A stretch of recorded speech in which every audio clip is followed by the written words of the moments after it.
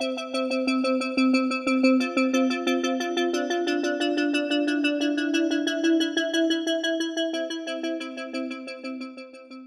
really don't know from controlled trials what people are getting after a year of opioid therapy. I mean, the trials are about 12 weeks. And whether we have a persistence of benefits from 12 weeks to a year or a deterioration, we just don't know.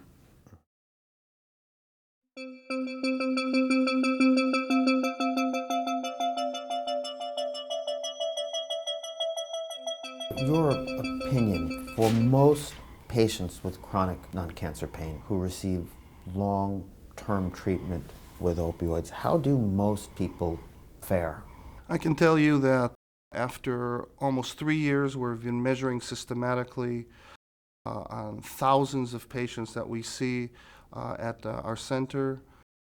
I would say that the vast majority, 9 out of 10, are doing worse when we escalate doses of prescription opioids for non-malignant chronic pain. In the, I would say, in regards to pain, mood, and function.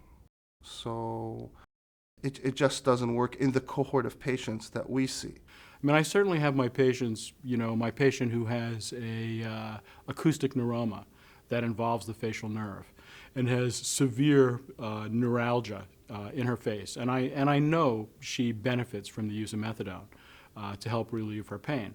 But my innumerable patients with axial low back pain who are in their 30s and 40s who are being treated with opioids either by myself or by others, I'm clearly not sure they're benefiting from the use of opioids at all. Pain intensity reductions tend to be about 30% at 12 weeks on average, which means from a 6 out of 10 to a 4 out of 10.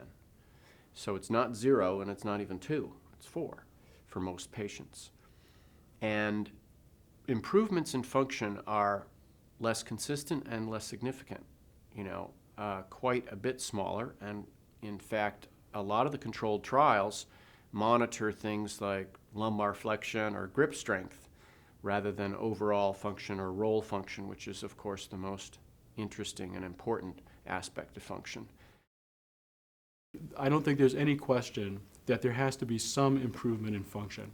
Otherwise, I don't think we should be treating people with opioids. If we have a patient that walks in the door and says, my pain is a 9 out of 10 constantly, and all I do is lie on the couch all day, and I put them on 100 milligrams of morphine and see them 6 months later, and I say, how are you doing? And they say, oh, I'm doing much better.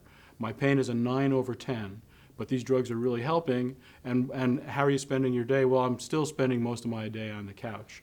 Then I don't think that that's a patient that should be treated with opioids. And we really don't have to go much further than that.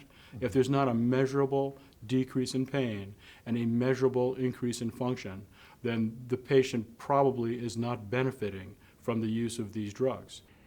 We had years of experience of tapering patients off opioid therapy in our structured pain program, where it was quite successful. We would taper people over a period of about 2 weeks. But we were seeing them every day and providing a lot of support during this taper period. And it was certainly impressive that patients who were very inactive and on high doses of medication would emerge from under the cloud of opioid therapy, and oftentimes we would get amazed assessments from their spouses about, oh, this is the person I married, they're back. So I think that there's at least the possibility, we don't know this, we'd like to study it in fact, that people look and feel a lot better off of opioid therapy. And when I speak to my patients, I talk to them about addiction, constipation, sedation, sexual dysfunction, hypogonadism, increased risk of fractures, increased risk of osteoporosis, increased risk possibly of certain types of tumors, increased risk possibly of certain types of infections. So these are not benign drugs. These are drugs that have a litany of side effects and complications. And if there's no measurable benefit, then we shouldn't be subjecting our patients to the side effects that these drugs can cause. But then we start to really ask ourselves from a scientific perspective, almost saying, in 20 years they're going to say, what were they thinking of when they were giving opioids for chronic non-malignant pain? Didn't they know that it has adverse effects on the modulation system or on the descending noxious inhibitory control? So I think that some scientific humility should come now into place, and a better, I would say, intellectual framework to work within. Doctors, for the most part, are really good people. They really care about their patients. They're trying to help people.